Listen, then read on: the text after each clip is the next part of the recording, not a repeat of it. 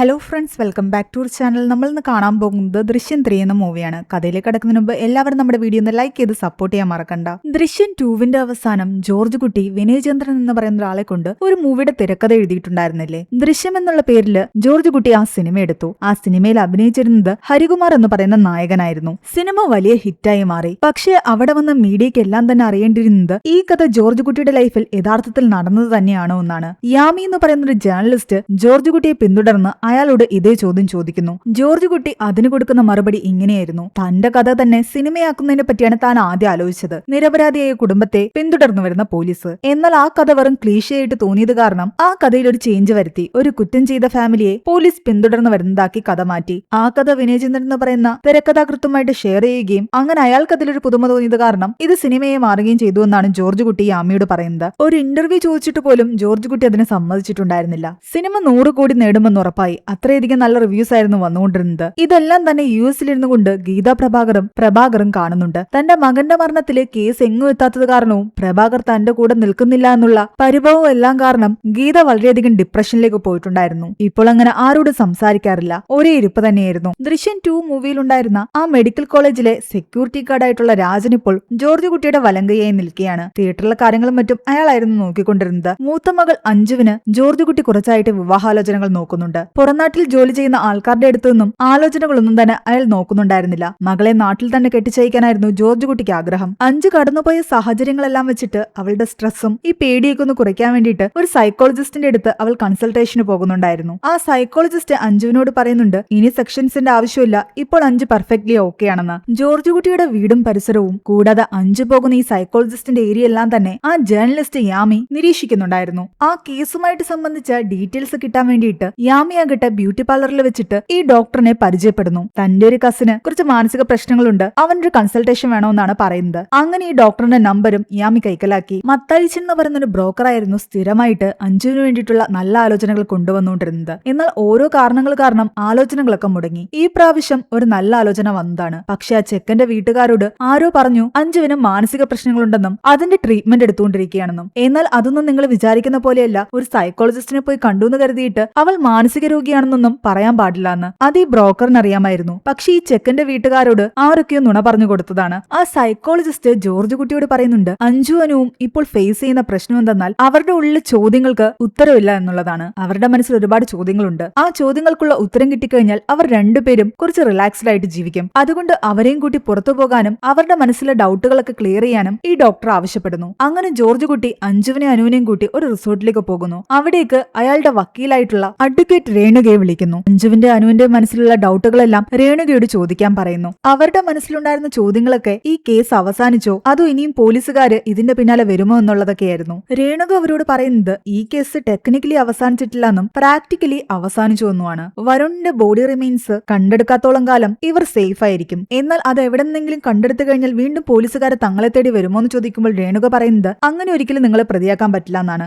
വരുണിന്റെ അസ്ഥികൂടം എവിടെ നിന്ന് വേണമെങ്കിലും കിട്ടാം. പക്ഷെ ആ അസ്ഥികൂടം ജോർജ് കുട്ടിയാണ് അവിടെ കൊണ്ടിട്ടതെന്നുള്ള എന്തെങ്കിലും നല്ല സാഹചര്യ തെളിവുകൾ കിട്ടണം. കഴിഞ്ഞ തവണ ആ കള്ളൻ ജോർജ് കുട്ടി പോലീസ് സ്റ്റേഷനിൽ നിന്നും ഇറങ്ങിപ്പോകുന്നത് കണ്ടിരുന്നല്ലോ. അതൊരു നല്ല സാഹചര്യ തെളിവായിരുന്നു. അതുകൊണ്ടാണ് പോലീസുകാർ വീണ്ടും ജോർജ് കുട്ടിയുടെയും കുടുംബത്തിന്റെ പിന്നാലെ വന്നത്. ഇനി അതുപോലെ നല്ല സാഹചര്യ തെളിവുകളും ആ ബോഡി റിമെയിൻസും കിട്ടുന്നിടത്തോളം കാലം പോലീസുകാർക്ക് ഇവരെ ഒന്നും ചെയ്യാൻ സാധിക്കില്ല. അതുകൊണ്ട് അതൊന്നും ആലോചിച്ച് പേടിക്കേണ്ടെന്നാണ് രേണുക അവരോട് പറയുന്നത്. ആസിഡ് ഒഴിച്ച് ജോർജ് കുട്ടി വരുണിന്റെ അസ്ഥികൂടം എല്ലാം നശിപ്പിച്ചു കളഞ്ഞു എന്നുള്ളത് രേണുകയ്ക്കറിയാം. എന്നാൽ കുട്ടികളോട് ഇതെന്തുകൊണ്ട് പറയുന്നില്ല എന്ന് രേണുക ചോദിക്കുന്നു. ആ കാര്യങ്ങൾ അവരോട് പറഞ്ഞു കഴിഞ്ഞാൽ തങ്ങളുടെ അച്ഛൻ അവർ പ്രതീക്ഷിക്കുന്നതിനേക്കാൾ വലിയൊരു ക്രിമിനലാണെന്ന് അവർ തെറ്റിദ്ധരിക്കും എന്നുള്ള പേടിയായിരുന്നു ജോർജ് കുട്ടിക്ക്. യാമി ആകട്ടെ ആ പോലീസുകാരനായ സാബുവിനെ കാണാൻ പോകുന്നു. ദൃശ്യം 2 ജോർജ് കുട്ടിയുടെ അയൽക്കാരനായിട്ട് വന്ന് താമസിച്ചിരുന്ന അതേ പോലീസുകാരനെ. ഈ കേസിനെ പറ്റിയുള്ള കുറച്ച് ഡീറ്റെയിൽസ് അയാളിൽ നിന്നും യാമിക്ക് കിട്ടുന്നു. അതിനിടയ്ക്ക് ജോർജ് കുട്ടി പ്രൊഡ്യൂസ് ചെയ്ത ആ മൂവി യൂട്യൂബിൽ ആരോ എടുത്തിടുന്നു. ജോർജ് കുട്ടി അതിനെതിരെ കംപ്ലൈന്റ് കൊടുക്കാൻ തീരുമാനിച്ചു. ആ സമയം യാമി വീണ്ടും ഫിലിപ്പ് എന്ന് പറയുന്ന പോലീസുകാരനെ കണ്ട് വരുൺ കേസിനെ പറ്റിയുള്ള ഡീറ്റെയിൽസ് എടുക്കുന്നു. അന്ന് ജോർജ് കുട്ടി കോട്ടയം മെഡിക്കൽ കോളേജിൽ നിന്നും എടുത്ത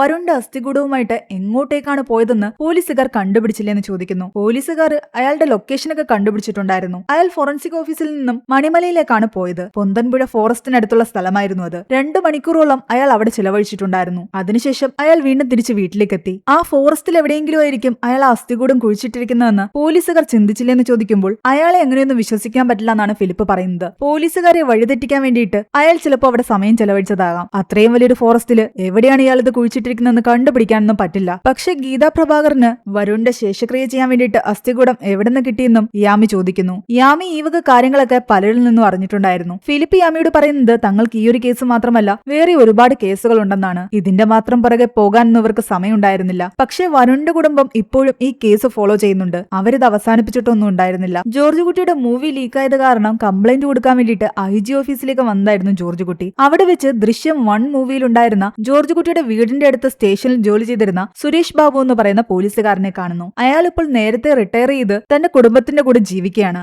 ജോർജ് കുട്ടിയോടും അയാളുടെ കുടുംബത്തോടും സുരേഷ് ബാബുവിന് ഒരു പ്രത്യേക സ്നേഹം ഉണ്ടായിരുന്നു. ഒരു സെൽഫ് ഡിഫൻസിന്റെ പേരിലാണ് ജോർജ് കുട്ടി ഈ ക്രൈമൊക്കെ ചെയ്തതെന്ന് അയാൾക്കറിയാം. ഡിപ്പാർട്ട്മെന്റിൽ ഒരുവിധം എല്ലാവരും ജോർജ് കുട്ടിയുടെ സൈഡിൽ തന്നെയാണെന്ന് സുരേഷ് ബാബു പറയുന്നു. അവർക്കൊക്കെ അയാളുടെ അവസ്ഥ മനസ്സിലാകുന്നുണ്ടായിരുന്നു. തന്റെ മകനും ഒരു ഡയറക്ടർ ആകാനാണ് ആഗ്രഹിക്കുന്നത്. അവൻ കുറച്ച് ഷോർട്ട് ഫിലിം ഒക്കെ എടുത്തിട്ടുണ്ട്. ആരുടെയെങ്കിലും കീഴിൽ അസിസ്റ്റ് ചെയ്യണമെന്നൊക്കെ ആഗ്രഹമുണ്ട്. ജോർജ് കുട്ടിക്ക് പറ്റുവാണെങ്കിൽ ഒന്ന് ഹെൽപ്പ് ചെയ്യണമെന്ന് സുരേഷ് ബാബു ആവശ്യപ്പെടുന്നു. താൻ എന്തായാലും സാറിനെ വിളിക്കാമെന്ന് പറഞ്ഞിട്ട് ജോർജ് കുട്ടി ആ സിനിമാ നടൻ ഹരികുമാറിന്റെ കൂടെ IGക്ക് കംപ്ലൈന്റ് കൊടുക്കാൻ വേണ്ടി പോയി. കൂടാതെ ലൈഫിൽ എന്താവശ്യമുണ്ടെങ്കിലും സാറിനെ കോൺടാക്ട് ചെയ്യണമെന്നും കൂടി സുരേഷ് ബാബുവിനോട് ജോർജ് കുട്ടി പറഞ്ഞിട്ടുണ്ടായിരുന്നു. അതിനിടയ്ക്ക് അഞ്ജുവിന് പാലായിൽ നിന്നും ഒരു ആലോചന വന്നിട്ടുണ്ടായിരുന്നു. രാജനെ വിട്ടിട്ടാണ് ജോർജ് കുട്ടി അത് അന്വേഷിപ്പിക്കുന്നത്. അവരുടെ കുടുംബമൊക്കെ നല്ലതാണ്. പക്ഷെ തൃശ്ശൂരെ സോണൽ IG അവരുടെ അടുത്ത സുഹൃത്താണെന്ന് രാജൻ പറയുന്നു. പോലീസുകാരുമായിട്ട് ബന്ധമുള്ള ഒരു കുടുംബത്തിൽ നിന്ന് തൽക്കാലം ആലോചന വേണ്ടെന്ന് ജോർജ് കുട്ടി തീരുമാനിച്ചു. ജോർജ് കുട്ടിയുടെ ഈ മൂവി ഡയറക്ട് ചെയ്തത് അനീഷ് എന്ന് പറയുന്ന ഒരു പുതുമുഖ ഡയറക്ടറായിരുന്നു. തന്നെ വിശ്വസിച്ച തിരക്കഥ ഏൽപ്പിച്ചതിൽ നന്ദി പറയാൻ വേണ്ടിയിട്ട് അയാൾ അവിടേക്ക് വരുന്നു. ആ സമയം ജോർജ് കുട്ടിയാകട്ടെ സുരേഷ് ബാബുവിന്റെ മകന് ഇതുപോലെ ഡയറക്ഷനിൽ ഇൻട്രസ്റ്റ് ഉള്ള കാര്യം അനീഷിനോട് പറയുന്നുണ്ട്. അനീഷിന്റെ അസിസ്റ്റന്റ് ആക്കാൻ വേണ്ടിയിട്ട് സുരേഷ് ബാബുവിന്റെ മകനെ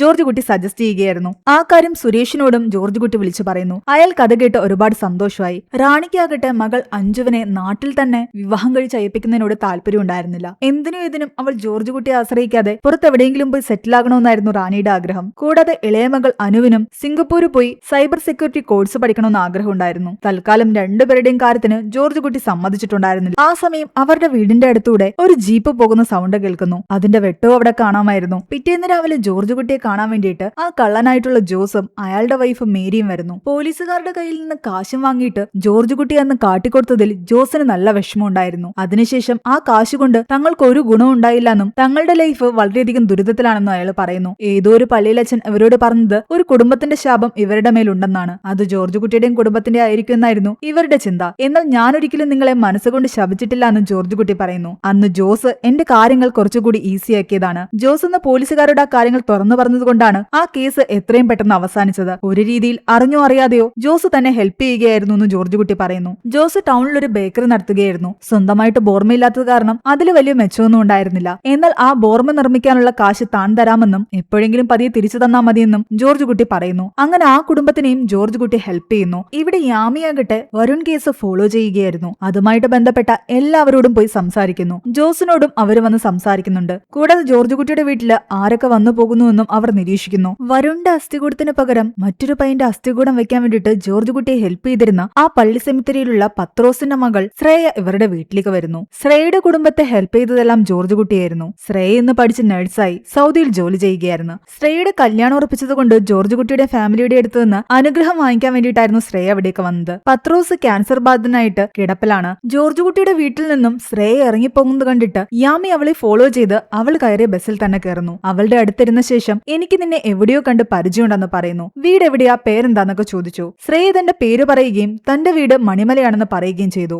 വരുണിന്റെ അസ്ഥികൂടവുമായിട്ട് അവസാനമായിട്ട് ജോർജ് കുട്ടി പോയി എന്ന് കരുതപ്പെടുന്ന മണിമലയിൽ തന്നെ ശ്രേയയുടെ വീട് വന്നതോടുകൂടി യാമിയുടെ ഉള്ളിൽ സംശയങ്ങൾ കൂടി. പൊന്തമ്പുഴ ഫോറസ്റ്റിന്റെ അടുത്ത് തന്നെയാണോ എന്ന് ചോദിക്കുമ്പോൾ അതെന്ന് ശ്രേയ പറയുന്നു. തന്റെ ഒരു അങ്കിൾ ഫോറസ്റ്റ് ഡിപ്പാർട്ട്മെന്റിലുണ്ട്, താനതുകൊണ്ട് അവിടെയൊക്കെ വന്നിട്ടുണ്ട്. ചിലപ്പോൾ അവിടെ എവിടെയെങ്കിലും വെച്ച് കുട്ടിയെ കണ്ടതായിരിക്കാം, അതായിരിക്കും മുഖപരിചയം തോന്നിയതെന്ന് പറഞ്ഞിട്ട് യാമി ബസ്സിൽ നിന്നും ഇറങ്ങി. ഈ മണിമലയുമായിട്ടുള്ള കണക്ഷൻ യാമിയുടെ മനസ്സിൽ കിടക്കുന്നത് കൊണ്ട് തന്നെ അത് വലിയൊരു ക്ലൂ ആയിരുന്നു. ജോർജ് കുട്ടി കുറച്ച് ദിവസങ്ങളായിട്ട് വളരെയധികം ഡിസ്റ്റർബ്ഡ് ആയിരുന്നു. രാത്രിയിൽ പേടിപ്പെടുത്തുന്ന സ്വപ്നങ്ങൾ കാണാൻ തുടങ്ങി. അതിനിടയ്ക്ക് ആ മത്തായി ബ്രോക്കർ വന്ന് ജോർജ് കുട്ടിയോട് പറയുന്നുണ്ട്, ഒരു കല്യാണം മുടങ്ങിയിരുന്നില്ലേ? ആ പയ്യന്റെ വീട്ടുകാരടുത്ത് ഏതോ ഒരു സ്ത്രീയും പുരുഷനുമാണ് ഫോൺ വിളിച്ച് അഞ്ജുവിന്റെ മാനസിക പ്രശ്നത്തെക്കുറിച്ച് പറഞ്ഞതെന്ന്. അഞ്ജുവിന്റെ ശരീരത്തിൽ ആരെങ്കിലും തൊടാൻ ശ്രമിച്ചു കഴിഞ്ഞാൽ അവൾ വല്ലാതെ വയലന്റ് ആകുമെന്നും അവരെ ആക്രമിക്കുമെന്നാണ് ഈ പയ്യന്റെ വീട്ടുകാരോട് അവർ പറഞ്ഞത്. അങ്ങനെ ആ വരുൺ എന്ന് പറയുന്ന പയ്യനും അഞ്ജുവിനെ കയറി പിടിക്കാൻ ശ്രമിച്ചപ്പോൾ അവൾ വയലന്റ് ആയിട്ട് ആ പയ്യനെ കൊന്നതാണെന്ന് ഇവർ പറഞ്ഞു. അവളുടെ മാനസിക പ്രശ്നങ്ങളാണ് ഇതിനെല്ലാം കാരണമെന്നായിരുന്നു ഈ പയ്യന്മാരുടെ വീട്ടിലേക്ക് ആരോ ഫോൺ വിളിച്ച് പറഞ്ഞത്. ഇതെല്ലാം കേട്ടതും ജോർജ് കുട്ടി റാണിയും ആകെ പേടിക്കാൻ തുടങ്ങി. കാരണം ഇതെല്ലാം പച്ചക്കള്ളമാണ്. അഞ്ജുവിന് അങ്ങനത്തെ ഒരു കുഴപ്പങ്ങളുമില്ല. ഇങ്ങനെ ഓരോരുത്തര് ഓരോ കാരണങ്ങൾ പറഞ്ഞ് തന്റെ മകളുടെ വിവാഹം മുടക്കിക്കൊണ്ടിരുന്നു കഴിഞ്ഞാൽ അവൾക്ക് നല്ലൊരു ജീവിതം ഉണ്ടാകില്ല എന്ന് ജോർജ് കുട്ടിക്ക് മനസ്സിലാകാൻ തുടങ്ങി. ഈ പയ്യന്റെ വീട്ടിലേക്ക് വിളിച്ച 2 നമ്പറിന്റെയും ഡീറ്റെയിൽ ഈ ബ്രോക്കറിന്റെ കയ്യിൽ നിന്നും ജോർജ് കുട്ടി വാങ്ങി. ആ നമ്പറിന്റെ ഉടമയെ കണ്ടെത്താൻ വേണ്ടിയിട്ട് സുരേഷ് ബാബുവിന്റെ ഹെൽപ്പ് ജോർജ് കുട്ടി തേടുന്നു. ആ സമയം യാമി സാബുവിനെയും കൂട്ടിക്കൊണ്ട് മണിമല ഭാഗത്തുള്ള പൊന്തമ്പുഴ ഫോറസ്റ്റിന്റെ ഏരിയയിലേക്ക് പോകുന്നു. ജോർജ് കുട്ടി ഇവിടെ വന്നത് പോലീസുകാരെ വഴിതെറ്റിക്കാനായിരിക്കും എന്നാണ് എപ്പോഴും പോലീസുകാർ വിചാരിച്ചുകൊണ്ടിരുന്നത്. ഇവിടെ സുരേഷ് ബാബുവിന്റെ സഹായത്തോടു കൂടി ജോർജ് കുട്ടി ആ ഫോണിന്റെ ഉടമയെ കണ്ടെത്തുന്നു. ആ 2 ഫോൺ നമ്പരും ഇപ്പോൾ സ്വിച്ച് ഓഫ് ആയിരുന്നു. ആ നമ്പേഴ്സ് രണ്ടും മരിച്ചുപോയ ഏതോ തമിഴന്മാരുടേതാണ്. പക്ഷേ ഇത് ഇട്ടിരിക്കുന്ന ഫോൺ ആകട്ടെ ഇതിനു മുമ്പ് ശാന്തി എന്ന് പറയുന്ന ഒരു സ്ത്രീ യൂസ് ചെയ്തിരുന്നതാണ്. കാരണം ആ ഫോണില് നേരത്തെ ഇട്ടിരുന്ന സിമ്മിന്റെ ഉടമ ശാന്തി എന്ന് പറയുന്ന ഒരു സ്ത്രീയായിരുന്നു. ആ ശാന്തിയുടെ ഫുൾ അഡ്രസ് എടുത്തതും ജോർജ് കുട്ടി ഞെട്ടിത്തെരിച്ചിരിക്കുകയായിരുന്നു. അയാളുടെ വിശ്വസ്തനായിട്ട് കൂടെ നിന്ന ആ രാജന്റെ ഭാര്യയായിരുന്നു ശാന്തി. രാജനും ഭാര്യയും ചേർന്നിട്ടാണ് തന്റെ മകളുടെ വിവാഹം മുടക്കുന്നതെന്ന് മനസ്സിലാക്കി അവരുടെ വീട്ടിലേക്ക് ചെന്ന് രാജനെ പിടിച്ചിറക്കി അടിക്കാൻ തുടങ്ങിയായിരുന്നു ജോർജ് കുട്ടി. എന്നാൽ ദേഷ്യപ്പെട്ടുകൊണ്ട് ശാന്തി ജോർജ് കുട്ടിയോട് പറയുന്നുണ്ട്, കുടുംബവും മക്കളും ഒക്കെ നിങ്ങൾക്ക് മാത്രമേ ഉള്ളൂ എന്ന്. നിങ്ങൾ കാരണം ഞങ്ങളുടെ കുടുംബം തന്നെ തകർന്നു. അന്ന് വരുണിന്റെ അസ്ഥി എടുക്കാൻ വേണ്ടിയിട്ട് മെഡിക്കൽ കോളേജില് സെക്യൂരിറ്റി ഗാർഡായിട്ട് നിന്നിരുന്ന രാജനെ തന്റെ വലയിലാക്കി ചതിച്ചുകൊണ്ടായിരുന്നല്ലോ ജോർജ് കുട്ടി അന്ന് രക്ഷപ്പെട്ടത്. അതിനുശേഷം രാജന്റെ ജോലി പോയി, അയാളുടെ മകളുടെ പഠിപ്പ് മുടങ്ങി. ആ സങ്കടത്തില് ആ കുട്ടി ആത്മഹത്യക്ക് ശ്രമിച്ചു. ജീവൻ തിരിച്ചു കിട്ടിയെങ്കിലും ആ കുട്ടിയുടെ സൗണ്ട് പോയി. അപ്പോഴും രാജൻ വിശ്വസിച്ചിട്ടുണ്ടായിരുന്നു ജോർജ് കുട്ടി സാർ വരുമെന്നും അവരുടെ കുടുംബത്തിനെ സഹായിക്കുമെന്നും. എന്നിട്ടും ജോർജ് കുട്ടി ഒരു സഹായവും ചെയ്തില്ല. ഒടുവിൽ രാജൻ അങ്ങോട്ടു പോയി ജോർജ് കുട്ടിയെ കണ്ട് യാചിച്ചപ്പോഴാണ് അയാൾക്ക് ജോർജ് കുട്ടി ജോലി കൊടുത്തതെന്നാണ് ശാന്തി പറയുന്നത്. ഇതെല്ലാം കേട്ട് ജോർജ് കുട്ടി ആകെ നിസ്സഹായനായി നിൽക്കുകയായിരുന്നു. ആ പ്രശ്നങ്ങൾക്കും തിരക്കുകൾക്കിടയിൽ അയാൾ എപ്പോഴും രാജനെ പറ്റിയും രാജന്റെ കുടുംബത്തെ പറ്റിയും മറന്നുപോയിട്ടുണ്ടായിരുന്നു. രാജന്റെ കൂടെ നിന്ന് ജോർജ് കുട്ടി വിശ്വാസവഞ്ചന കാണിച്ചിരുന്നില്ലേ, അതുപോലെ തന്നെ ജോർജ് കുട്ടിയുടെ കൂടെ നിന്ന് താനും വിശ്വാസവഞ്ചന കാണിച്ച് അയാളെ ചതിക്കണമെന്ന് രാജന് തോന്നി. രാജന്റെ പകരം വീട്ടിലായിരുന്നു അഞ്ജുവിന്റെ ഓരോ കല്യാണവും മുടങ്ങാൻ കാരണം. രാജന്റെ കുടുംബത്തിന്റെ അവസ്ഥ ആലോചിച്ച് ജോർജ് കുട്ടിക്ക് ഒരു മനസ്സമാധാനം ഉണ്ടായിരുന്നില്ല. അയാൾ ഇത് സുരേഷ് ബാബുവിനോടും പറയുന്നുണ്ട്. തന്റെ പിന്നാലെ ആരും ഉണ്ടെന്നൊരു തോന്നല് കുറച്ച് ദിവസങ്ങളായിട്ട് തനിക്കുണ്ടെന്നും എന്തെങ്കിലും ഉടനെ സംഭവിക്കുമെന്നും ജോർജ് കുട്ടിക്ക് പേടിയുണ്ടായിരുന്നു. പറ്റിപ്പോയ തെറ്റുകൾ ആലോചിച്ചിട്ട് ഇനി വിഷമിക്കണ്ടെന്ന് റാണിയും പറയുന്നു. അഞ്ജുവിനോടോ അനുവിനോടോ ഇതിനെപ്പറ്റി അവരൊന്നും പറഞ്ഞിട്ടുണ്ടായിരുന്നില്ല. അതിന്റെ ഇടയ്ക്ക് റാണി പറയുന്നുണ്ട്, തലേന്ന് രാത്രി താൻ ടോയ്ലറ്റിൽ പോകാൻ ഇറങ്ങിയ സമയത്ത് നമ്മുടെ വാഴത്തോട്ടത്തിൽ ഒരു ടോർച്ച് വെളിച്ചം കണ്ടുവെന്ന്. തിരിച്ച് അങ്ങോട്ട് വിളിച്ചോടിച്ചപ്പോഴേക്കും പിന്നെ അനക്കമൊന്നുമില്ലായിരുന്നു. കുറച്ചു കഴിഞ്ഞപ്പോഴേക്കും ഒരു ജീപ്പ് പോകുന്ന സൗണ്ടും കേട്ടു. വാഴ മോഷ്ടിക്കാൻ വന്ന ഏതെങ്കിലും കള്ളന്മാരാകാമെന്നാണ് ആദ്യം ജോർജ് കുട്ടി കരുതിയത്. പക്ഷെ അയാളുടെ ഉള്ളിൽ പേടി കിടക്കുന്നത് കാരണം അയാൾ വാഴത്തോട്ടം പരിശോധിക്കുന്നു. അതുവഴി നടന്നു പോയപ്പോൾ കൊലകളൊന്നും മോഷണം പോയിട്ടില്ല. പക്ഷെ തറയില് ഒരു മനുഷ്യനെ കുഴിച്ചിടാൻ പാകത്തിന് മണ്ണിളക്കിയിട്ടിരിക്കുന്നു. അതിന്റെ മുകളില് പുല്ല് വിതറിയിട്ടുമുണ്ട്. ആരോ തനിക്ക് വേണ്ടി കെണിയൊരുക്കുന്നെന്ന് ജോർജ് കുട്ടിക്ക് മനസ്സിലായി. റാണി വിളിച്ചത് കാരണം ജോർജ് കുട്ടി പെട്ടെന്ന് അകത്തേക്ക് കയറിപ്പോയി. ആ സമയം ആ വാഴത്തോട്ടത്തിൽ മറ്റൊരാൾ കൂടി ഉണ്ടായിരുന്നു. ജോർജ് കുട്ടിയെ വീണ്ടും കൊടുക്കാൻ വേണ്ടിയിട്ട് ദൃശ്യം 1-ലുണ്ടായിരുന്ന അതേ സഹദേവൻ തന്നെയായിരുന്നു ജോർജ് കുട്ടിയുടെ പിന്നാലെ ഉണ്ടായിരുന്നത്. അവിടെയാണ് മൂവിയുടെ ഇന്റർവെല്ല്. പിറ്റേന്ന് രാവിലെ അതേ വാഴത്തോട്ടത്തിൽ ആ സ്ഥലത്തേക്ക് തന്നെ നോക്കി നിൽക്കുകയായിരുന്നു ജോർജ് കുട്ടി. ഇത്തവണ മത്തായിച്ച വന്നപ്പോൾ ജോർജ് കുട്ടി അയാളോട് പറയുന്നത്, ഇനിയിപ്പോൾ നാട്ടിൽ നിന്നുള്ള ആലോചനയൊന്നും നോക്കണ്ട, പുറത്തുനിന്ന് തന്നെ നോക്കിക്കൊള്ളാൻ. അത് കേട്ടപ്പോ റാണിക്ക് സന്തോഷമായി. കൂടാതെ ഇളയമകൾ അനുവിന് പുറത്തുപോയി പഠിക്കാനുള്ള അനുവാദവും കൊടുത്തു. അന്ന് രാത്രി ജോർജ് കുട്ടി ആരും കാണാതെ തന്റെ വാഴത്തോട്ടത്തില് മണ്ണ് മാറ്റിയിട്ടിരുന്ന ആ സ്ഥലം കുഴിച്ചു നോക്കുന്നു. അവിടെ ആരെങ്കിലും എന്തെങ്കിലും കുഴിച്ചിട്ടുണ്ടോ എന്നായിരുന്നു അയാളുടെ ഡൗട്ട്. എന്നാൽ അടിയിലേക്ക് കുറെ കുഴിച്ചിട്ടും ഒന്നും തന്നെ കണ്ടില്ല. അയാൾ ആ കുഴി മൂടി. എന്നിട്ട് അതിനു മീതെ ഒരു ചെറിയ നൂല് കെട്ടിവെച്ചു. ആ കുഴി വീണ്ടും തുറക്കാൻ ആരെങ്കിലും വരുന്നുണ്ടോ എന്ന് അതിലൂടെ ജോർജ് കുട്ടിക്ക് അറിയാമായിരുന്നു. ആ സമയം യാമിയാകട്ടെ ആ പത്രോസിന്റെയും മകൾ ശ്രേയയുടെയും വീട് കണ്ടുപിടിക്കുന്നു. അതിനുശേഷം യാമി നേരെ പോകുന്നത് തന്റെ വീട്ടിലേക്കാണ്. ഇവിടെയാണ് ഒരു ട്വിസ്റ്റ്. യാമി നമ്മുടെ സഹദേവന്റെ മകളായിരുന്നു. അവർ രണ്ടുപേരും ചേർന്നിട്ടാണ് ജോർജ് കുട്ടിയെ കൊടുക്കാൻ പ്ലാൻ ഇട്ടുകൊണ്ടിരുന്നത്. അതിനുശേഷം യാമി ആ സൈക്കോളജിസ്റ്റിനെ പോയി കാണുന്നു. തനിക്കൊരു ചെറിയ പ്രശ്നമുണ്ടെന്ന് പറഞ്ഞിട്ട്. താൻ മുമ്പ് ഒരു റിലേഷൻഷിപ്പിലായിരുന്നു. പക്ഷെ ആ പയ്യൻ തന്റെ ശരീരത്തിൽ തൊട്ടപ്പോൾ താൻ വല്ലാതെ വയലന്റ് ആവുകയും അവനോട് ദേഷ്യപ്പെടുകയും ചെയ്തു. അത് ഇവർക്കിടയിൽ പല പ്രശ്നങ്ങളും ഉണ്ടാക്കി. 1-2 തവണ ഇങ്ങനെ ഉണ്ടായപ്പോൾ തനിക്ക് തന്നെ കൺട്രോൾ ചെയ്യാൻ പറ്റിയില്ല എന്നും അങ്ങനെ തന്റെ ആ റിലേഷൻഷിപ്പ് ബ്രേക്കപ്പിൽ അവസാനിച്ചു എന്നുമാണ് യാമി പറയുന്നത്. അതുകൊണ്ടൊരു മാരേജ് ലൈഫ് ഉണ്ടാകുമെന്ന് പോലും യാമിക്ക് പേടിയാണ്. എന്നാൽ ചില പെൺകുട്ടികൾക്കുണ്ടാകുന്ന ഒരു ചെറിയ മാനസിക ബുദ്ധിമുട്ടാണിതെന്നും അത്ര വലിയൊരു ഇഷ്യൂ അല്ലെന്നും സൈക്കോളജിസ്റ്റ് പറയുന്നു. എന്നാൽ ഈയിടെയായിട്ട് താൻ യൂട്യൂബിൽ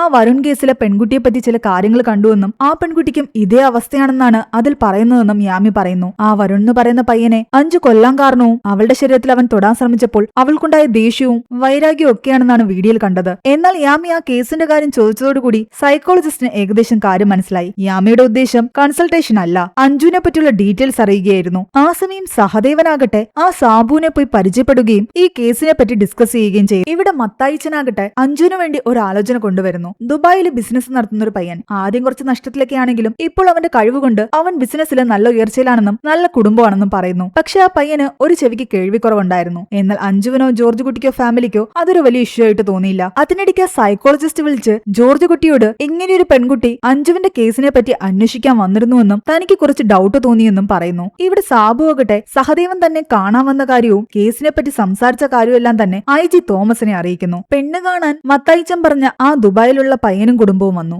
ജോർജ് കുട്ടി അവർക്ക് വേണ്ടിയിട്ടുള്ള സ്നാക്സും മറ്റും വാങ്ങിക്കുന്നത് ജോസിന്റെ കടയിൽ നിന്നാണ്.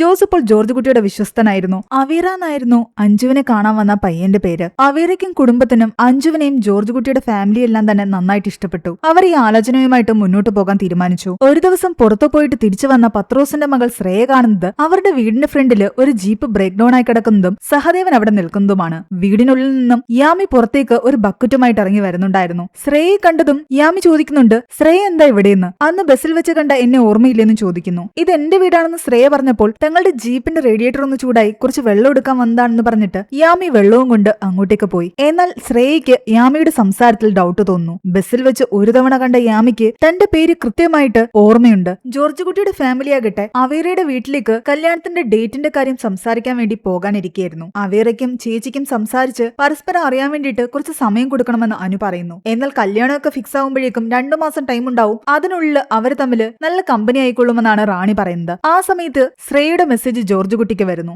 ജോർജ് കുട്ടി ശ്രേയയും പത്രോസിനെയും കാണാൻ അവരുടെ വീട്ടിലേക്ക് പോയി. ആ സമയം യാമി തന്നെ ബസ്സിൽ വെച്ച് കണ്ടതും പിന്നീട് ഇവിടെ വീട്ടിൽ വരികയും ചെയ്തതെല്ലാം തന്നെ ജോർജ് കുട്ടിയോട് ശ്രേയ പറയുന്നു. കൂടാതെ തങ്ങളെപ്പറ്റി അയൽവാസികളോട് അന്വേഷിക്കുകയും ചെയ്തു. അതുകൊണ്ടാണ് ഡൗട്ട് തോന്നാൻ കാരണം. യാമിയുടെ കൂടെ ഉണ്ടായിരുന്നയാൾ പോലീസിലായിരുന്നുവെന്ന് ഇവർക്ക് ഡൗട്ട് ഉണ്ടായിരുന്നു. കാക്കി പാന്റും ഷൂ ഒക്കെ ഇട്ടിട്ടുണ്ടായിരുന്നു. എന്നാൽ ഇപ്പോഴും പോലീസ് സർവീസിൽ ഉണ്ടോ എന്ന് ഉറപ്പിച്ച് പറയാനും പറ്റില്ല. ആ സമയം സഹദേവനും യാമിയും ചേർന്നിട്ട് മുൻപ് ഈ പത്രോസിന്റെ ഫാമിലി താമസിച്ചിരുന്ന സ്ഥലത്ത് പോയി അയാളെ പറ്റി അന്വേഷിക്കുന്നു. അയാൾ ആ പള്ളി സെമിത്തേരിയിലെ കുഴിവെട്ടുകാരനായിരുന്നുവെന്നും അയാളുടെ മകള് നഴ്സിംഗ് ഒക്കെ പഠിച്ചിട്ട് സൗദിയിൽ ജോലി ചെയ്യുകയാണെന്നും ഒക്കെ ആ ആൾക്കാര് അവരോട് പറയുന്നു. 3 വർഷം മുമ്പ് വരെ പത്രോസ് അവിടെയായിരുന്നു താമസിച്ചിരുന്നത്. കൂടാതെ പള്ളി സെമിത്തേരിയിലെ കുഴിവെട്ടുകാരനും. ഇതെല്ലാം കണക്ട് ചെയ്ത് നോക്കിയപ്പോൾ ജോർജ് കുട്ടി പത്രോസിന്റെ കുടുംബത്തെ സഹായിച്ചതിന്റെ പിന്നിലുള്ള കാര്യങ്ങൾ പതിയെ സഹദേവന് മനസ്സിലാകാൻ തുടങ്ങി. കാരണം വരുണിന്റെ അസ്ഥികൂടത്തിന് പകരം ജോർജ് കുട്ടി മറ്റൊരു പയ്യന്റെ അസ്ഥികൂടം അവിടെ വെച്ചിട്ടുണ്ടായിരുന്നില്ലേ? ആ പയ്യന്റെ അസ്ഥികൂടം ജോർജ് കുട്ടിക്ക് എടുത്തു കൊടുത്തത് ഇതേ സെമിത്തേരിയിലെ കുഴിവെട്ടുകാരനായ പത്രോസ് ആണെന്ന് ഏകദേശം സഹദേവൻ ഉറപ്പിച്ചു. ദുബായിലുള്ള ഒരു ഫ്രണ്ട് വഴി ജോർജ് കുട്ടി അവീറയെ പറ്റി അന്വേഷിച്ചപ്പോൾ നല്ല പയ്യനാണെന്നാണ് എല്ലാവരും പറഞ്ഞത്. അതുകൊണ്ട് ജോർജ് കുട്ടിക്ക് കുറച്ചുകൂടി സമാധാനമായി അഞ്ജുവിന്റെ കാര്യത്തില്. സാബു സഹദേവനെ കണ്ട കാര്യം പറഞ്ഞത് കാരണം IG ആകട്ടെ ഫിലിപ്പിനോട് സഹദേവനെ പറ്റി ചോദിക്കുന്നു. എന്നാൽ തനിക്ക് അയാളെ പറ്റി കൂടുതൽ അറിയില്ല, ആന്റണിക്ക് അറിയാമായിരിക്കും എന്ന് പറഞ്ഞിട്ട് ആന്റണി എന്ന് പറഞ്ഞൊരു പോലീസുകാരനെ വിളിച്ച് സഹദേവനെ പറ്റി ചോദിക്കുന്നു. വരുൺ കേസിൽ പുറത്താക്കപ്പെട്ടതാണ് ഈ സഹദേവനെ. അയാൾ ഇപ്പോൾ വണ്ടിക്കച്ചവടവും റിയൽ എസ്റ്റേറ്റും ഒക്കെ ആയിട്ടാണ് നടക്കുന്നത്. മുഴുവൻ സമയം കുടിയാണെന്നാണ് ആന്റണി പറയുന്നത്. അവൻ ഈ കേസിന്റെ പിന്നാലെ ഉണ്ടെങ്കിൽ ഇനി എന്തെങ്കിലും പ്രശ്നം ഉണ്ടാക്കാൻ സാധ്യതയുണ്ടെന്ന് IG-ക്ക് മനസ്സിലായി. അവരുടെ വീട്ടിൽ പോയി വീട് സ്ഥലമൊക്കെ കണ്ടിട്ട് അവരോട് സംസാരിക്കുകയായിരുന്നു ജോർജ് കുട്ടിയും കുടുംബവും. എല്ലാ കാര്യങ്ങളും പരസ്പരം തുറന്നു പറഞ്ഞതുകൊണ്ട് ജോർജ് കുട്ടിയുടെ കേസും പ്രശ്നങ്ങളും ഒന്നും തന്നെ അവരുടെ ഫാമിലിക്ക് പ്രശ്നമായിരുന്നില്ല. അവർ അവിടെ നിന്നും തിരിച്ചു പോകാൻ നേരത്ത് ആ വീടിന്റെ പരിസരത്ത് തന്നെ രാജനും സഹദേവനും ഉണ്ടായിരുന്നു. ഇവർ രണ്ടുപേരും ഒന്നിച്ചിട്ടുണ്ടായിരുന്നു ജോർജ് കുട്ടിക്കിട്ട് പണി കൊടുക്കാൻ. പിറ്റേ ദിവസം ജോർജ് കുട്ടിയെ അവരുടെ ഫാമിലി വിളിച്ചിട്ട് പറയുന്നുണ്ട്, നിങ്ങൾ പോയ ശേഷം 2 പേര് ഇവിടെ കല്യാണം മുടക്കാൻ വന്നിട്ടുണ്ടായിരുന്നുവെന്ന്. അതിൽ ഒരാളുടെ ഫോട്ടോയും അയാൾ വന്ന ജീപ്പിന്റെ ഫോട്ടോയും തങ്ങൾ എടുത്തിട്ടുണ്ടെന്ന് പറഞ്ഞിട്ട് ആ ഫോട്ടോ ജോർജ് കുട്ടിക്ക് അയച്ചു കൊടുത്തു. ഒന്ന് രാജനാണെന്ന് മനസ്സിലായി. ആ ജീപ്പിന്റെ നമ്പർ വെച്ചിട്ട് അതിന്റെ ഓണർ ആരാണെന്ന് ജോർജ് കുട്ടിയെ അന്വേഷിക്കുന്നു. ആ സമയം സഹദേവനാകട്ടെ ആ സൈക്കോളജിസ്റ്റിനെ ഭീഷണിപ്പെടുത്തി അവരുടെ കയ്യിൽ നിന്നും അഞ്ജുവിന്റെ ഫയല് കൈക്കലാക്കുന്നു. പോലീസിൽ ഇത് റിപ്പോർട്ട് ചെയ്യുകയാണെങ്കിൽ അവരുടെ മകളെ ഉപദ്രവിക്കുമെന്നും പറഞ്ഞു. പേടിച്ചുപോയ സൈക്കോളജിസ്റ്റ് പോലീസിനെ വിവരം അറിയിച്ചില്ല. എന്നാൽ ഇങ്ങനെയൊരാൾ വന്ന് അഞ്ജുവിന്റെ ഫയല് കൊണ്ടുപോയ കാര്യം ജോർജ് കുട്ടിയെ അറിയിക്കുന്നു. പോലീസുകാരനാണെന്നാ പറഞ്ഞത്, പക്ഷെ കണ്ടിട്ട് അയാൾ ഇപ്പോഴും പോലീസ് സർവീസിലുണ്ടെന്ന് തനിക്ക് തോന്നുന്നില്ലെന്ന് സൈക്കോളജിസ്റ്റും പറഞ്ഞു. കാര്യങ്ങളെല്ലാം കൂട്ടി വായിച്ചപ്പോൾ ജോർജ് കുട്ടിക്ക് ഏകദേശം ഉറപ്പായി പോലീസിലുണ്ടായിരുന്ന ആരോ തന്നെ ഇപ്പോഴും ഫോളോ ചെയ്യുന്നുണ്ട്. ജോസിനോടാണ് ജീപ്പിന്റെ ഓണറിനെ പറ്റി അന്വേഷിക്കാൻ ജോർജ് കുട്ടി പറഞ്ഞിരുന്നത്. 1 വർഷം മുമ്പ് ഒരാളെ വിറ്റ ജീപ്പാണത്. അയാൾ സഹദേവൻ എന്ന് പറയുന്ന ഒരാൾക്കാണ് വിറ്റത്. എന്നാൽ ഇപ്പോഴും സഹദേവൻ ആ ജീപ്പിന്റെ ഓണർഷിപ്പ് മാറിയിട്ടുണ്ടായിരുന്നില്ല. സഹദേവൻ എന്ന പേര് കേട്ടപ്പോൾ തന്നെ ജോർജ് കുട്ടിക്ക് മനസ്സിലായി പത്രോസിന്റെ മകൾ ശ്രേയ പറഞ്ഞ ആളും ഈ സൈക്കോളജിസ്റ്റ് പറഞ്ഞ ആളും എല്ലാം തന്നെ സഹദേവനായിരിക്കുമെന്ന്. അയാൾ വീണ്ടും പകപോക്കാൻ വേണ്ടി തന്നെയും കുടുംബത്തെയും ഉപദ്രവിക്കാൻ ശ്രമിക്കുകയാണെന്ന് മനസ്സിലാക്കി ജോർജ് കുട്ടി നേരെ സഹദേവന്റെ വീട്ടിലേക്ക് പോകുന്നു. നിനക്ക് മതിയായിട്ടില്ലേ, വീണ്ടും എന്തിനാ എന്റെ പിറകെ വരുന്നത്? എന്റെ മകളെ ഏതെങ്കിലും രീതിയിൽ ഉപദ്രവിക്കാൻ ശ്രമിച്ചു കഴിഞ്ഞാൽ താൻ വെറുതെ വിടില്ലെന്നും ജോർജ് കുട്ടി ഭീഷണിപ്പെടുത്തുന്നു. ആ സമയം യാമി ആ വീട്ടിൽ നിന്നും പുറത്തേക്ക് ഇറങ്ങി വരുന്നുണ്ട്. അപ്പോഴാണ് ജോർജ് കുട്ടിക്ക് മനസ്സിലാകുന്നത് യാമി സഹദേവന്റെ മകളാണെന്ന്. വരുണിനെ കൊന്ന കേസിൽ നിന്ന് നീയും കുടുംബവും ഭാഗ്യം കൊണ്ടാ രക്ഷപ്പെട്ടത്. പക്ഷെ നിന്റെ മകളെ ഈ നാട്ടിൽ നിന്ന് വിവാഹം കഴിച്ച് മറ്റൊരു നാട്ടിലേക്ക് അയക്കാമെന്ന് നീ കരുതണ്ടെന്നും അത് ഏത് രീതിയിലും മുടക്കുമെന്നും സഹദേവൻ വെല്ലുവിളിക്കുന്നു. തന്റെ മകളുടെ കല്യാണം ഇവരെല്ലാവരും ചേർന്ന് മുടക്കുമെന്നുള്ള പേടി ജോർജ് കുട്ടിക്ക് ഉണ്ടായിരുന്നു. ഇവരെന്താ പ്ലാൻ ചെയ്യുന്നതെന്നായിരുന്നു ജോർജ് കുട്ടിയുടെ ടെൻഷൻ. എന്നാൽ സഹദേവനാകട്ടെ പത്രോസിന്റെ വീട്ടിലെത്തി അയാളെയും മകളെയും മർദ്ദിക്കുന്നു. മകളെ കൊല്ലൂന്ന് പറഞ്ഞ് ഭീഷണിപ്പെടുത്തിയപ്പോഴേക്കും പത്രോസ് സത്യങ്ങളൊക്കെ തുറന്നു തുറന്നു പറഞ്ഞു. ജോർജ് കുട്ടിക്ക് ആ സെമിത്തേരിയിൽ നിന്നും മറ്റൊരു പയ്യന്റെ അസ്ഥികൂടം താനാണ് എടുത്തുകൊടുത്തതെന്ന്. സഹദേവൻ അവിടെ നിന്നും പോയതും ശ്രേയ കാര്യങ്ങളെല്ലാം ജോർജ് കുട്ടിയെ വിളിച്ചു പറയുന്നു. വേറെ നിവൃത്തിയില്ലാത്തതുകൊണ്ടാ തങ്ങൾ സത്യം തുറന്നു പറഞ്ഞതെന്ന് പത്രോസും പറയുന്നു. അടുത്തുള്ള ആൾക്കാരെയൊക്കെ വിളിച്ചു കൂട്ടിയപ്പോഴാണ് ഈ സഹദേവൻ അവിടെ നിന്നും പോയത്. പോലീസിൽ എന്തായാലും ഒരു കംപ്ലൈന്റ് കൊടുത്തേക്കാൻ ജോർജ് കുട്ടി പറയുന്നു. സഹദേവനെ ഐജിയും ഫിലിപ്പും ചേർന്ന് വിളിച്ചു വരുത്തുന്നു. സഹദേവനെതിരെ കിട്ടിയ കംപ്ലൈന്റിനെ പറ്റിയും ചോദിക്കുന്നുണ്ട്. എന്നാൽ വരുൺ കേസിൽ സഹദേവന് എന്തോ തെളിവ് കിട്ടിയിട്ടുണ്ടെന്ന് അവർക്ക് മനസ്സിലായി. പക്ഷേ സഹദേവൻ ഒന്നും വിട്ടു പറയുന്നുണ്ടായിരുന്നില്ല. ആ സമയം അവിടേക്ക് ഐജിയെ കാണാൻ പ്രഭാകർ വരുന്നുണ്ട്. വർഷങ്ങൾക്ക് ശേഷം അയാളെ കണ്ടപ്പോൾ ഐജി ഒന്ന് ഞെട്ടി. ഗീതാ പ്രഭാകറിന്റെ അവസ്ഥയെ പറ്റിയെല്ലാം തന്നെ പ്രഭാകർ പറയുന്നു. ശരിക്കും സഹദേവൻ ഈ കേസിന്റെ പിന്നാലെ വീണ്ടും പോകാൻ കാരണം പ്രഭാകർ ആയിരുന്നു. അവർ രണ്ടുപേരും പ്ലാൻ ചെയ്താണ് ജോർജ് കുട്ടിയും കുടുംബത്തെയും നിരീക്ഷിച്ചുകൊണ്ടിരുന്നത്. മകന്റെ കേസിൽ ഗീതയുടെ കൂടെ താൻ നിന്നില്ലാന്ന് പറഞ്ഞിട്ട് ഗീത നല്ല പരിഭവത്തിലായിരുന്നു എന്നും അത് പതിയെ പതിയെ ഡിപ്രഷനിലേക്ക് പോയെന്നും ഇപ്പോൾ ആരോടും സംസാരിക്കാതെ അവൾ ഇരിക്കുകയാണെന്നും പ്രഭാകർ പറയുന്നു. ഈ കേസിൽ എന്തെങ്കിലും ഒരു തീർപ്പ് വരുത്തി അയാൾക്ക് ശിക്ഷ വാങ്ങി കൊടുക്കുകയാണെങ്കിൽ ഗീതയെ പഴയ ജീവിതത്തിലേക്ക് തിരിച്ചു കൊണ്ടുവരാൻ സാധിക്കുമെന്ന് പ്രഭാകറിന് വിശ്വാസം ഉണ്ടായിരുന്നു. എന്നാൽ ഈ കേസൊക്കെ വിട്ടുകളയാൻ നമ്മൾ തീരുമാനിച്ചതല്ലേ, വീണ്ടും എന്തിനാ ഇതിന്റെ പിന്നാലെ പോകുന്നതെന്നാണ് ഐജി പറയുന്നത്. പക്ഷെ പ്രഭാകർ വിട്ടുകളയാൻ ഉദ്ദേശിച്ചിട്ടുണ്ടായിരുന്നില്ല. സഹദേവൻ കണ്ടെത്തിയ പുതിയ തെളിവുകളെ പറ്റി ഐജിയോട് പറയാൻ പറയുന്നു. അയാൾ പള്ളി സെമിത്തേരിയിൽ നിന്നും മറ്റൊരു പയ്യന്റെ അസ്ഥികൂടം ജോർജ് കുട്ടിക്ക് പത്രോസ് എടുത്തു കൊടുത്തതിനെ പറ്റിയും വരുണിന്റെ യഥാർത്ഥ അസ്ഥികൂടവുമായിട്ട് ജോർജ് കുട്ടി മണിമലയിലേക്ക് പോയതിനെ പറ്റിയും സഹദേവൻ പറയുന്നു. 5 വർഷങ്ങൾക്ക് മുമ്പ് പത്രോസ് അസ്ഥികൂടം എടുത്ത് ജോർജ് കുട്ടിക്ക് കൊടുത്തതിന്റെ അന്ന് തന്നെയാണ് ഇപ്പൊ പത്രോയുടെ വീടിരിക്കുന്ന ആ 20 സെന്റ് സ്ഥലം ജോർജ് കുട്ടി പത്രോയുടെ പേരിൽ വാങ്ങിക്കുന്നത്. അധികം താമസിക്കാതെ അയാൾ അവിടെ ഒരു വീടിന്റെ ഫൗണ്ടേഷൻ കെട്ടിയിട്ടു. വരുണിന്റെ അസ്ഥി കിട്ടിക്കഴിഞ്ഞപ്പോൾ അയാൾ അത് അവിടെ കൊണ്ട് കുഴിച്ചിട്ടിട്ടുണ്ടാകും. അതിനുശേഷം അയാളുടെ മകളെ നഴ്സിംഗ് പഠിപ്പിക്കുകയും സൗദിയിലേക്ക് അയക്കുകയും ചെയ്തു. വിദേശത്ത് ജോലി കിട്ടിയ ആ പെൺകുട്ടിയെ കൊണ്ട് പേരിനൊരു ഹൗസിംഗ് ലോൺ എടുപ്പിച്ചു. വീട് വെക്കാനുള്ള എല്ലാ കാശും കൊടുത്തത് ജോർജ് കുട്ടി തന്നെയാണ്. എല്ലാത്തിനും കാശ് ചെലവാക്കിയിരിക്കുന്നത് ജോർജ് കുട്ടിയാണ്. രേഖകളിലൊന്നും ജോർജ് കുട്ടിയുടെ പേരില്ല. ഉറപ്പായിട്ടും വരുണിന്റെ ബോഡി റിമൈൻസ് പത്രോസിന്റെ വീടിന്റെ അടിയിൽ തന്നെ ഉണ്ടാകുമെന്നാണ് സഹദേവൻ പറയുന്നത്. എന്നാൽ ഇതൊക്കെ വീണ്ടും അയാൾ നമ്മളെ തെറ്റിദ്ധരിപ്പിക്കാൻ ചെയ്യുന്നതായിരിക്കാമെന്നാണ് ഐജി പറയുന്നത്. അയാൾ നമ്മൾ വിചാരിക്കുന്ന പോലെ ഒരു സാധാരണ മനുഷ്യനല്ല. നമ്മൾ ചിന്തിക്കുന്നതിനേക്കാൾ കുറച്ചുകൂടി മുന്നേ അയാൾ ചിന്തിക്കും. എന്നാൽ പ്രഭാകർ പറയുന്നുണ്ട്, നിങ്ങൾ പറയുന്ന പോലെ അയാൾ വലിയ ക്രിമിനലും ഭയങ്കര ബുദ്ധിശാലിയായിട്ടൊന്നും എനിക്ക് തോന്നുന്നില്ല എന്ന്. അന്നൊക്കെ അയാളുടെ ഭാഗ്യം കൊണ്ടാണ് അയാൾ രക്ഷപ്പെട്ടു പോയത്. എല്ലാ കാലത്തും ആ ഭാഗ്യം ഉണ്ടാകണമെന്നില്ല. അന്ന് അയാൾക്ക് വർഷങ്ങളുടെ പ്ലാനിംഗ് ഉണ്ടായിരുന്നു. സഹദേവൻ പറയുന്ന കാര്യങ്ങളോട് ഒട്ടും തന്നെ ഐജിക്ക് യോജിക്കാൻ പറ്റുന്നുണ്ടായിരുന്നില്ല. ദേഷ്യപ്പെട്ട് സഹദേവൻ അവിടെ നിന്നും പോയി. ആ സമയം ഐജി ആകട്ടെ പ്രഭാകറിനോട് ഒരു കാര്യം പറയുന്നു. ഈ കേസിൽ നിങ്ങൾ അറിയാത്ത ഒരു രഹസ്യം കൂടി ഉണ്ടെന്ന്. വരുണിന്റെ റിമൈൻസ് പോലീസ് സ്റ്റേഷനിൽ നിന്നും കണ്ടെത്തിയ ദിവസം ജോർജ് കുട്ടി നാട്ടിലെ ഒരു കടയിൽ നിന്ന് 35 ലിറ്റർ ആസിഡ് വാങ്ങിയിട്ടുണ്ടായിരുന്നു. സാധാരണ ഒരു റബ്ബർ കർഷകൻ ഒരു മാസം 4 മുതൽ 5 ലിറ്റർ വരെ ആസിഡ് ഉപയോഗിക്കും. സാധാരണ ജോർജ് കുട്ടി അങ്ങനെയാണ് വാങ്ങിക്കൊണ്ടിരുന്നത്. ചിലരൊക്കെ ഒരു വർഷത്തേക്ക് ഇത് വാങ്ങി വെക്കാറുണ്ട്. പക്ഷേ ഈ 35 ലിറ്റർ ഒരു മാസം വാങ്ങിയ ശേഷവും ബാക്കിയുള്ള എല്ലാ മാസങ്ങളിലും ജോർജ് കുട്ടി പതിവ് പോലെ 5 ലിറ്റർ ആസിഡ് വാങ്ങിയിട്ടുണ്ട്. അതിനർത്ഥം ഈ 35 ലിറ്റർ അയാൾ വരുണിന്റെ ബോഡി റിമൈൻസ് നശിപ്പിക്കാൻ വേണ്ടി യൂസ് ചെയ്തതായിരിക്കാം. അതുകൊണ്ട് സഹദേവൻ പറയുന്നത് പോലെ ആ വീടിനടിയിൽ അതുണ്ടാകില്ല. അഞ്ജു ഈ രാജ്യം വിടുന്നതിന് മുമ്പ് എന്തെങ്കിലുമൊക്കെ തെളിവ് കണ്ടെത്തി ജോർജ് കുട്ടിയും കുടുംബത്തെയും വീണ്ടും ചോദ്യം ചെയ്യാനായിരുന്നു പ്രഭാകറിന്റെ പ്ലാൻ. തൽക്കാലം അയാളുടെ സമാധാനത്തിന് വേണ്ടിയിട്ട് അയാളുടെ കൂടെ നിൽക്കാമെന്ന് ഐജിയും സമ്മതിച്ചു. ജോർജ് കുട്ടി മകളുടെ മനസ്സമ്മതത്തിന്റെ ഒരുക്കത്തിലായിരുന്നു. ആ സമയം പോലീസുകാര് പത്രോസിന്റെ അടുത്തു നിന്നും പോയി മൊഴിയെടുക്കുന്നു. കൂടാതെ പത്രം എടുത്തു കൊടുത്ത ആ പയ്യന്റെ DNA ആ പയ്യന്റെ പേരൻസുമായിട്ടും ഇവർ മാച്ച് ചെയ്ത് നോക്കുന്നു. കുടുംബവഴക്കിനിടയിൽ സംഭവിച്ചൊരു അപകടത്തിലായിരുന്നു ആ പയ്യൻ മരിച്ചത്. ആ പയ്യന്റെ ബോഡി റിമൈൻസിൽ നിന്ന് കിട്ടിയ DNAയും ആ പയ്യന്റെ വീട്ടുകാരുടെ DNAയും തമ്മിൽ മാച്ച് ചെയ്ത് നോക്കിയപ്പോൾ അത് അവരുടെ തന്നെ മകന്റെ അസ്ഥിയാണെന്ന് പോലീസുകാർ കണ്ടെത്തി. പത്രോ പറഞ്ഞ കാര്യങ്ങളെല്ലാം സത്യമാണെന്ന് തെളിഞ്ഞു. ജോർജ് കുട്ടി ഇടയ്ക്കിടയ്ക്ക് തന്റെ വാഴത്തോട്ടത്തിലെ ആ കുഴിയെടുത്ത ഭാഗം പരിശോധിക്കുന്നുണ്ടായിരുന്നു. അയാൾ കെട്ടിയിരുന്ന നൂല് അപ്പോഴും അങ്ങനെ തന്നെയുണ്ട്. പത്രോയുടെ വീട് പണിഞ്ഞ കോൺട്രാക്ടർ ഇവർ പോയി കാണുന്നു. ആ വീടുമായിട്ട് ബന്ധപ്പെട്ട ഡോക്യുമെന്റ്സ് എല്ലാം ചെക്ക് ചെയ്യുന്നു. ഇവിടെ അഞ്ജു അനുവും ചേർന്നിട്ട് പ്ലാൻ ഇട്ടിട്ടുണ്ടായിരുന്നു. വിവാഹശേഷം അഞ്ജു അവരെയും അന്ന് നൈറ്റ് തന്നെ അടുത്തുള്ള റിസോർട്ടിലേക്ക് 2 ദിവസം സ്പെൻഡ് ചെയ്യാൻ പോകുമെന്ന്. റാണി ആദ്യം അതിനെ എതിർത്തെങ്കിലും ജോർജ് കുട്ടി അവരുടെ ഇഷ്ടം എന്താണെന്ന് വെച്ച് കഴിഞ്ഞാൽ അത് നടക്കട്ടെ എന്ന് പറഞ്ഞു. സഹദേവനും സാബുവും പോലീസുകാരും ഒക്കെ തന്റെ പിറകെ ഉണ്ടെന്ന് ഡൗട്ട് തോന്നിയ ജോർജ് കുട്ടി വക്കീല് രേണുകയോട് സംസാരിക്കുന്നു. ആ കേസ് റീഓപ്പൺ ചെയ്തതായിട്ട് ഒരു അറിവും രേണുകയ്ക്ക് കിട്ടിയിട്ടുണ്ടായിരുന്നില്ല. എന്നാൽ അതിനു മുന്നേ തന്നെ ഒരു ആന്റിസിപ്പേറ്ററി ബെയില് അപ്ലൈ ചെയ്യാൻ രേണുകയോട് ജോർജ് കുട്ടി പറയുന്നു. അങ്ങനെയാണെങ്കിൽ കേസ് റീഓപ്പൺ ചെയ്തിട്ടുണ്ടെങ്കിൽ അവർക്ക് ഇൻഫർമേഷൻ കിട്ടും. ഇവർ ഇങ്ങനെ ഒരു ബെയിൽ മൂവ്മെന്റ് നടത്തിയ കാര്യം ഐജി മനസ്സിലാക്കുന്നുണ്ട്. ജോർജ് കുട്ടി കൊടുക്കണമെങ്കിൽ ഇതുവരെ ഇവർക്ക് കിട്ടിയ തെളിവുകളും സാക്ഷിമൊഴികളും അതുപോലെ തന്നെ കോടതിയിൽ ഹാജരാക്കണം. രണ്ടാമത്തത് വരുണിന്റെ ബോഡി റിമൈൻസ് കണ്ടെത്തണം. അതായിരുന്നു അവരുടെ മുന്നിലുള്ള ഏറ്റവും വലിയ ടാസ്ക്. കേസ് റീഓപ്പൺ ചെയ്തു എന്ന് അറിയാൻ വേണ്ടിയിട്ട്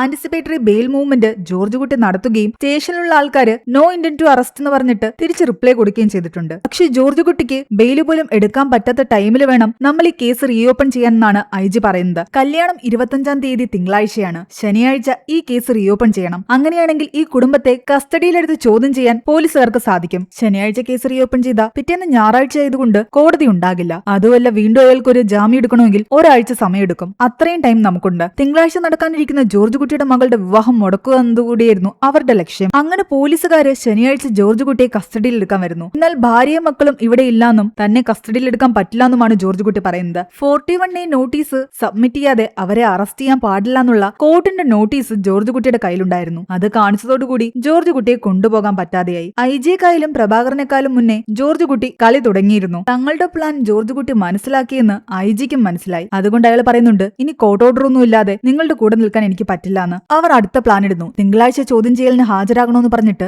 നാളെ തന്നെ ഒരു നോട്ടീസ് കൊടുക്കാമെന്ന് പറയുന്നു. അതാകുമ്പോ കല്യാണം മുടങ്ങുമല്ലോ. അങ്ങനെ തിങ്കളാഴ്ച ദിവസം എത്തി. ജോർജ് കുട്ടി കല്യാണ തിരക്കുകൾക്കിടയിലും നല്ല ടെൻഷനിലായിരുന്നു. പോലീസുകാരുടെ ഈ നോട്ടീസ് കിട്ടിയതോടുകൂടി രേണുകയാകട്ടെ ജഡ്ജിയെ കാര്യം ധരിപ്പിക്കുന്നു. പഴയ കേസ് ഇവർ വീണ്ടും റീഓപ്പൺ ചെയ്യുകയാണെന്നും ആ കുടുംബത്തെ വീണ്ടും ദ്രോഹിക്കാൻ വേണ്ടിയിട്ടാണ് ഇവർ വീണ്ടും വന്നിരിക്കുന്നതെന്നും ജോർജ് കുട്ടിയുടെ മകളുടെ വിവാഹത്തിന്റെ അന്ന് തന്നെ അയാളെ ചോദ്യം ചെയ്യാൻ വേണ്ടിയിട്ട് വിളിക്കുന്നത് ആ കല്യാണം മുടക്കാനാണെന്നും രേണുക കോടതിയെ ധരിപ്പിക്കുന്നു. പള്ളിയിലേക്ക് പോയിക്കൊണ്ടിരുന്ന ജോർജ് കുട്ടിയുടെ വാഹനത്തെ പോലീസിന്റെ വണ്ടി ഫോളോ ചെയ്യുന്നുണ്ടായിരുന്നു. എതിർഭാഗം വക്കീൽ ഇവിടെ കോടതിയിൽ പറയുന്നത് അയാൾക്ക് ഇനിയും സമയം കൊടുത്താൽ അയാൾ എല്ലാ എവിഡൻസും നശിപ്പിക്കുമെന്നാണ്. എന്നാൽ കോടതി പറയുന്നുണ്ട് അയാളുടെ മകളുടെ വിവാഹം കഴിയട്ടെ, അതിനുശേഷം അയാളെ കസ്റ്റഡിയിൽ എടുത്താൽ മതിയെന്ന്. എന്നാൽ ആ കുട്ടി രാജ്യം വിട്ടു പോയി കഴിഞ്ഞാൽ പിന്നൊന്നും ചെയ്യാൻ പറ്റില്ല എന്ന് എതിർഭാഗം വക്കീൽ പറയുമ്പോൾ രേണുക പറയുന്നത് രാജ്യം വിട്ടു പോകാതിരിക്കാൻ പാസ്പോർട്ട് സബ്മിറ്റ് ചെയ്യാൻ പറഞ്ഞ പോരെയെന്ന്. അഞ്ജുവിന്റെ മെന്റൽ കണ്ടീഷൻ ശരിയല്ലാന്നും ശരീരത്തിൽ തൊട്ടു കഴിഞ്ഞാൽ അവൾ ആരെയും കൊല്ലുമെന്നും അവളുടെ ഡോക്ടറിന്റെ റിപ്പോർട്ടുണ്ടെന്ന് എതിർഭാഗം വക്കീല് കോടതിയിൽ കാണിക്കുന്നു. എന്നാൽ ഒരു പെൺകുട്ടിക്ക് വിവാഹശേഷം സ്വസ്ഥമായിട്ട് ജീവിക്കാനുള്ള അവകാശത്തെ ചോദ്യം ചെയ്യുന്നതാണ് ഈ റിപ്പോർട്ടെന്നും ഇത് ഫേക്കായിട്ട് ക്രിയേറ്റ് ചെയ്തതാണെന്നും രേണുക പറയുന്നു.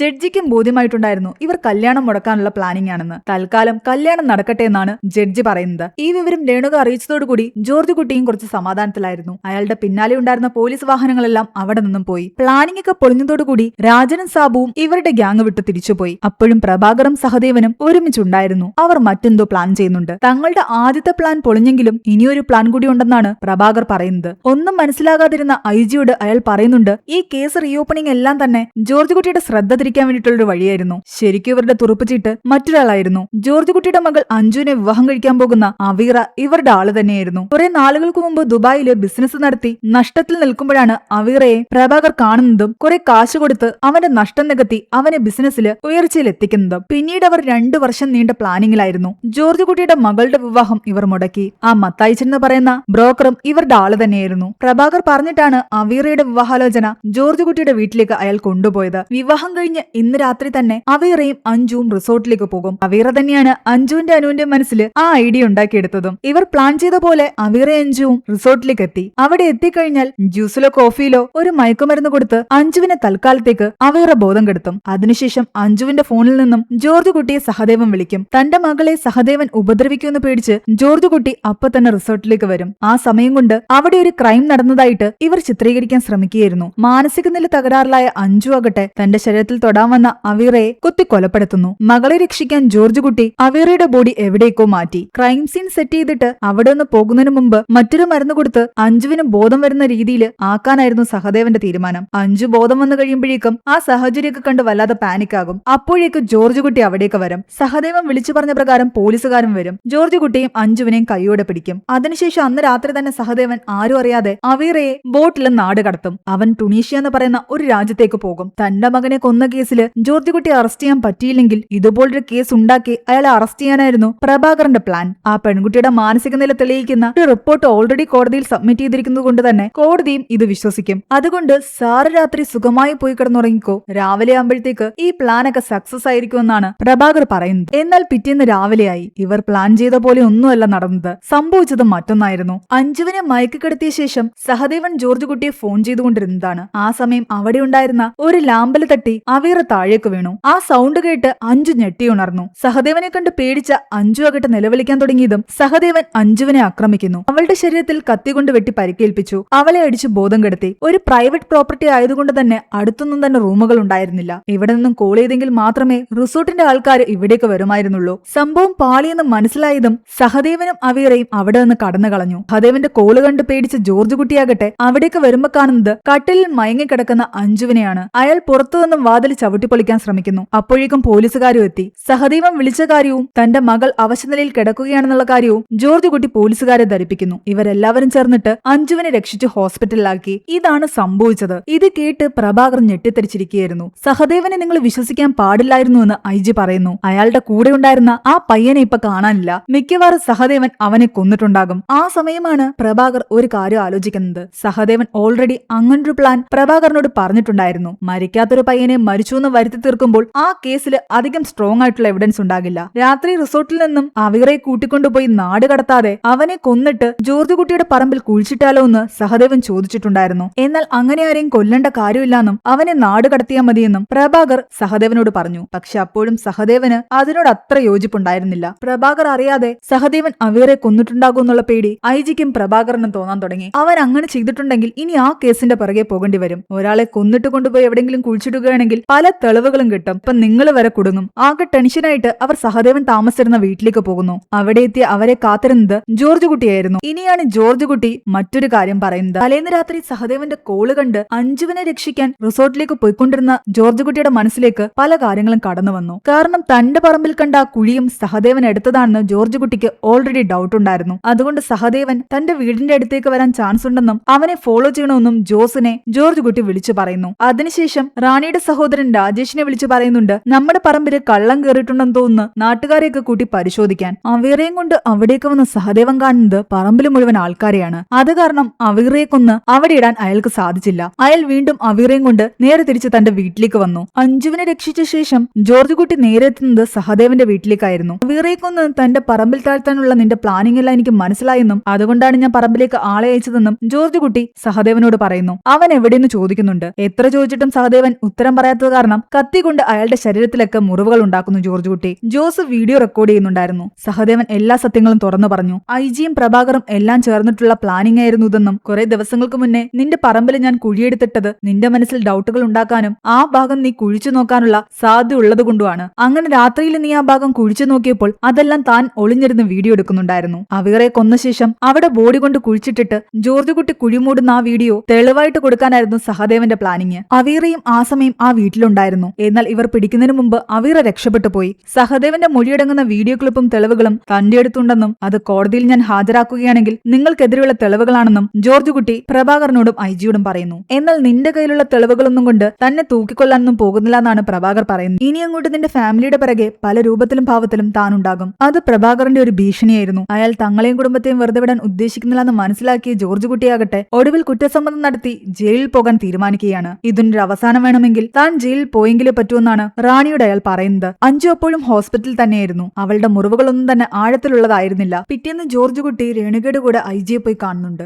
ജോർജ് കുട്ടി എല്ലാം സമ്മതിക്കാൻ തയ്യാറാണെന്നും പക്ഷെ ചാർജ് ഷീറ്റ് എങ്ങനെ വേണമെന്ന് ഇതിൽ വ്യക്തമായി പറഞ്ഞിട്ടുണ്ടെന്നും രേണുക പറയുന്നുണ്ട്. 5 വർഷത്തിൽ കുറഞ്ഞ ശിക്ഷ കിട്ടുന്ന രീതിയിൽ മാത്രമേ ചാർജ് ഷീറ്റ് തയ്യാറാക്കാൻ പാടുള്ളൂ. അങ്ങനെയാണെങ്കിൽ ഐജിക്കും പ്രഭാകറിനും എതിരെ ജോർജ് കുട്ടിയുടെ കയ്യിലുള്ള സഹദേവന്റെ മൊഴി ഉൾപ്പെടെയുള്ള തെളിവുകളെല്ലാം തന്നെ ജോർജ് കുട്ടി അവർക്ക് കൈമാറും. അതൊരു ഡീലായിരുന്നു. പക്ഷെ അവിടേക്ക് വന്ന പ്രഭാകറാകട്ടെ ജോർജ് കുട്ടിയോട് പറയുന്നുണ്ട്, നിന്റെ കുറ്റസമ്മതം നീ തന്നൊരു ദാനമായിട്ടാണ് നീ കരുതുന്നത്. അങ്ങനെ നീ കരുതണ്ട.